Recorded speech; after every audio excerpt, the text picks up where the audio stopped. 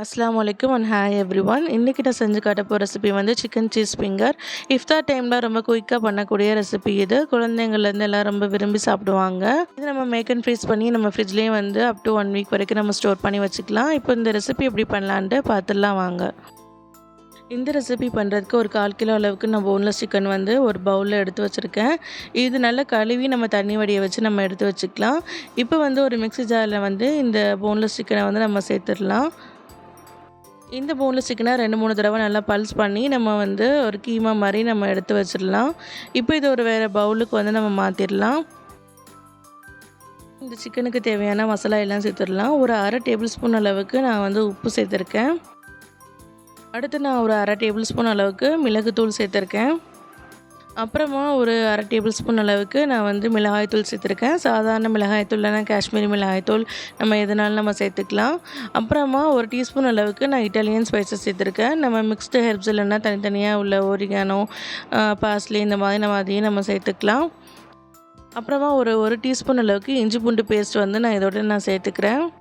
அப்புறமா கார்ன்ஃப்ளவர் மாவு வந்து நான் ஒரு 2 டேபிள் ஸ்பூன் அளவுக்கு நான் இதோட சேர்த்துருக்கேன்.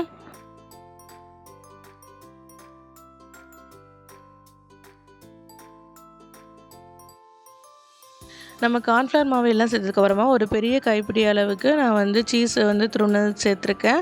நம்ம மொசரெல்லா சீஸ், செடார் சீஸ், நம்ம எந்த சீஸ்னாலும் நம்ம சேர்த்துக்கலாம். சீஸ் எல்லாம் நம்ம நல்லா சேர்த்ததுக்கப்புறமா நல்லா அந்த சிக்கன், சீஸ் அப்புறம் வந்து நம்ம கார்ன்ஃப்ளவர் மாவு எல்லாம் நல்லா ஒரு தடவை மிக்ஸ் பண்ணி விட்டுக்கலாம் கையால். நமக்கு மிக்ஸ் பண்ணும்பொழுது கொஞ்சம் ஒட்டுற மாதிரி இருந்துச்சுன்னா லேசாக வந்து நம்ம கையில் வந்து எண்ணெய் தடவிட்டு நம்ம அந்த மாதிரி மிக்ஸ் பண்ணி எடுத்துக்கலாம்.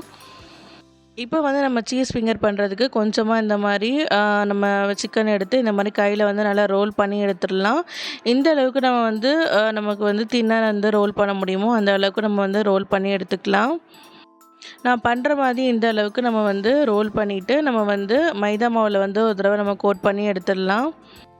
ரொம்பவும் நீளமாக இல்லாமல் ஓரளவுக்கு இந்த மாதிரி நீளமாக இருக்கிற மாதிரி நம்ம வந்து ரோல் பண்ணிவிட்டு இந்த மாதிரி மைதா மாவில் வந்து நம்ம டிப் பண்ணி நம்ம வந்து எடுத்து வச்சிடலாம். மிச்சம் இருக்கிற எல்லா சிக்கன்லேயும் வந்து நான் இந்த மாதிரி ரோல் பண்ணி நான் அந்த மாதிரி மைதாவில் டிப் பண்ணி நான் தனியாக எடுத்து வச்சுருந்தேன்.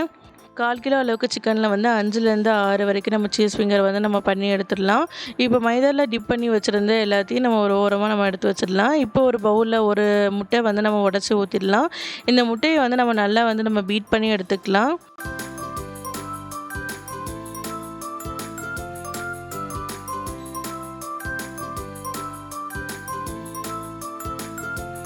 இன்னொரு பிளேட்டில் வந்து நான் வந்து பிரெட் க்ரம்ஸ் எடுத்து வச்சுருக்கேன். இப்போ இந்த சீஸ் ஃபிங்கர்ஸ் எல்லாத்தையும் நம்ம முட்டையில் வந்து நல்லா கோட் பண்ணி எடுத்ததுக்கப்புறமா இந்த மாதிரி நம்ம பிரெட் க்ரம்ஸில் ஒரு தடவை நல்லா வந்து எல்லா சைடும் நம்ம படுற மாதிரி நம்ம கோட் பண்ணி எடுத்துக்கலாம். இதே ப்ரொசீஜரை நம்ம வந்து 2 தடவை கூட பண்ணலாம். அப்போ தான் வந்து அந்த பிரெட் க்ரம்ஸ் வந்து உதிராமல் நமக்கு ஃப்ரை பண்ணும் பொழுது நல்லா வந்து ஒட்டி கிடைக்கும். இந்த மாதிரி நான் மீதி இருக்கிற சீஸ் ஃபிங்கர்ஸ் எல்லாத்தையும் முட்டையில் டிப் பண்ணி அதுக்கப்புறமா பிரெட் க்ரம்ஸை டிப் பண்ணி இந்த மாதிரி நான் எடுத்து வச்சுருக்கேன். இந்த மாதிரி நான் அதை ஒன்றோட ஒன்று ஒட்டாமல் இருக்கிறதுக்காக நான் வந்து பேக்கிங் பேப்பர் போட்டு நான் அதுக்கு மேலே நான் எடுத்து வச்சுருக்கேன். இதை வந்து நம்ம ஃப்ரீஸ் பண்ணி நம்ம வந்து அப் டு 1 வீக் வரைக்கும் நம்ம ஃப்ரீசரில் வச்சு ஸ்டோர் பண்ணி எடுத்துக்கலாம். நம்ம ஃப்ரீசர்லேருந்து ஒரு 15 மினிட்ஸ் முன்னாடி நம்ம எடுத்து வச்சு நம்ம பொரிச்சோன்னா நமக்கு வந்து நல்லா வந்து சாஃப்டாக கிடைக்கும். இப்போ வந்து ஒரு பேனில் வந்து கொஞ்சமாக நான் எண்ணெய் சேர்த்துருக்கேன். நான் இன்றைக்கி வந்து டீப் ஃப்ரை பண்ணாமல் ஷாலோ ஃப்ரை தான் பண்ண போகிறேன். இப்போ வந்து ஒவ்வொரு சீஸ் ஃபிங்கர்ஸையும் நம்ம இதில் சேர்த்து நம்ம வந்து பொரிச்சு எடுத்துடலாம்.